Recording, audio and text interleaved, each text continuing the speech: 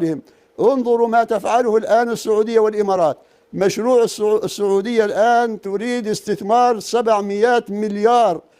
الإمارات تنافسها وتريد أن ترفع استثمارها في السنوات القادمة في أمريكا لدعم عدوكم بتريليون و400 مليون.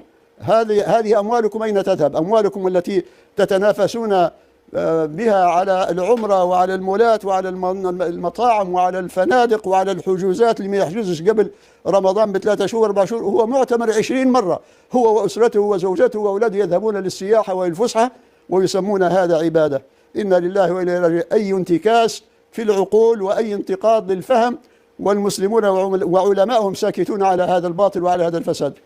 ربنا يمتع الشيخ الصادق الغرياني مفتي الديار الليبية بالصحة والعافية يا رب العالمين. بس الرقم اللي قاله عن الإمارات مش تريليون و400 مليون دولار، لا، تريليون و400 مليار دولار. هو يقصد